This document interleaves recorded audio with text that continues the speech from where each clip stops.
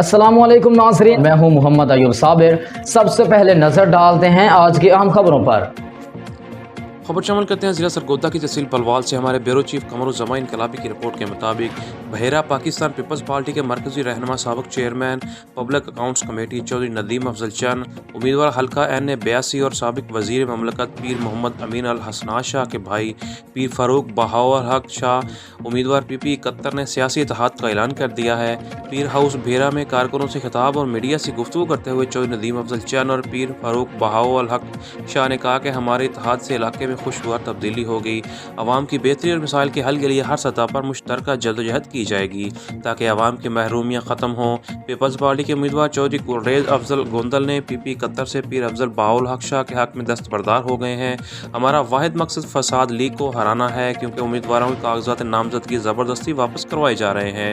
पीर फ़ारूक बहाउल हक शाह ने कहा कि हल्का के अवाम की ख्वाहिश पर वो आज़ाद हैसियत में PP 71 से इलेक्शन में हिस्सा ले रहे हैं और चौधरी नदीम अफजल चंद से इत्तेहाद से दूर दौर रस नताइज बरामद होंगे। सियासत में हर दरमी नहीं होती और ना ही हार जीत से सियासत ख़त्म होती है। हमारा इत्तेहाद फितरी है, हम जालिम लोगों का मिलकर मुकाबला करेंगे।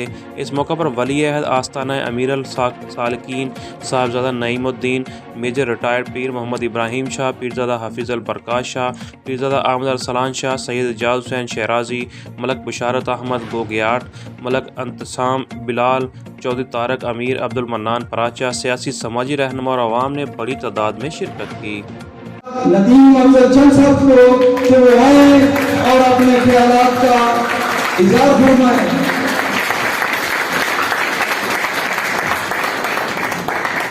बिस्मिल्लाहिर्रहमानिर्रहीम।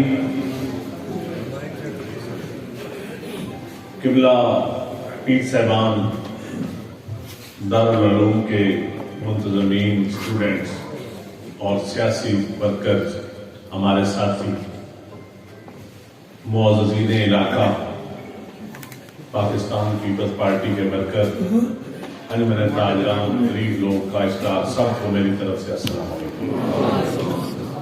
आज हम ये ठीक कहते हैं, पीर साहब ने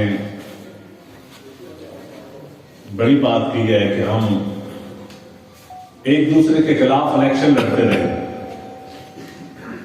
एक दूसरे, मेरे ख्याल है 2 इलेक्शन हम लड़े हैं, लेकिन हमारा इस घराने से एक पुराना दादा परदादा के जमाने का एक तल्लक है। हमारे लिए कोई नई जगह नहीं है।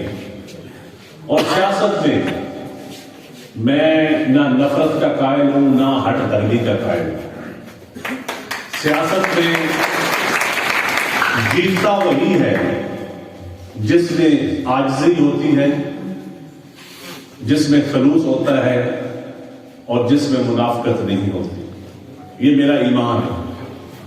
सीटें हारने जीतने से सियासत कभी खत्म नहीं होती। मैं 2 दफा इलेक्शन हारा हूं, लेकिन परवरदिगार के करम से,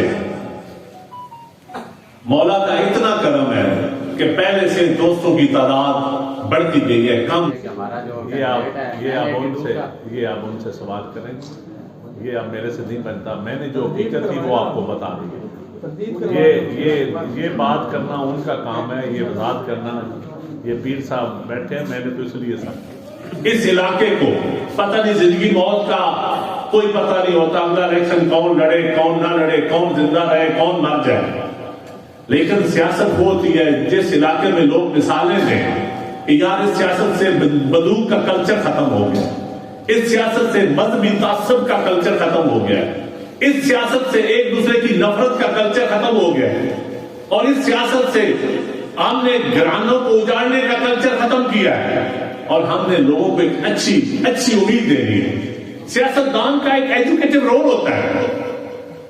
सियासतदान ने अपने वोटर्स को, अपने चाहने वालों को लीड करना होता है और उसका काम है रोल मॉडल बनना, उसका काम है समझाना।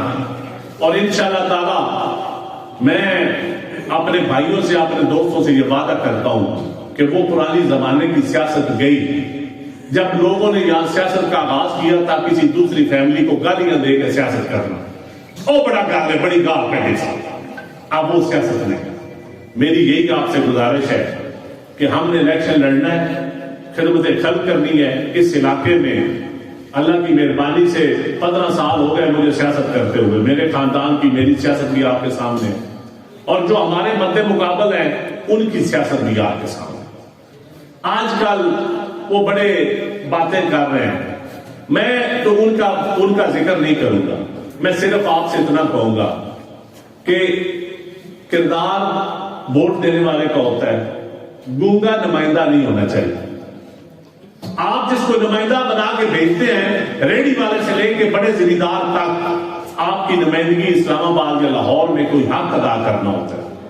लेकिन अगर आप गूंगे नुमाइंदे बना के भेजेंगे, जो SHO को फोन करते हुए तो ऐसे लगता है कि तौबा को फिरौनियत की आवाज आ रही है, लेकिन जब अपने लीडरों के सामने या इक़्तिदार के ईवानों में उन्होंने बात करनी होती है अवाम के लिए, इस खाद के लिए, इस तेल के लिए, इस महंगाई के लिए, इस आम आदमी के हक के लिए, तो वहां बड़ी आजिज़ी होती है। और जब अपने से नीचे से बात करनी उस वक्त फिरौनियत होती है, यही मुनाफिकत होती है। तो इस मुनाफिकत के खिलाफ हमने जंग लड़नी।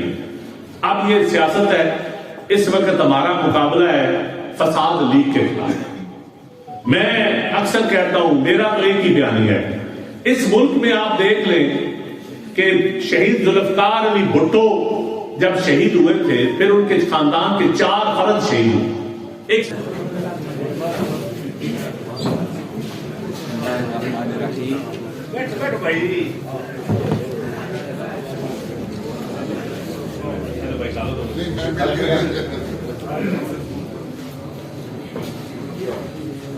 तमाम भाइयों और दोस्तों सबकी खिदमत में मेरा अस्सलाम वालेकुम, और मैं खुशामदीद कहता हूँ जनाब नदीम चंद साहब को, जनाब गुलरेज साहब को, और स्टेज पर मौजूद मेरे बुजुर्ग जनाब किबलापी रफ़ीउल बरक़ात शाह साहब और किबलापी मेजर इब्राहिम शाह साहब, वलियत आस्ताना मेरा शरीफ जनाब साहबजादा मोहम्मद नईमुद्दीन शाह साहब और दीगर मौजूदीन इलाका, दोस्तों भाइयों, मैं दिल की अथाह गहराइयों से आपको खुशामदीद कहता हूँ।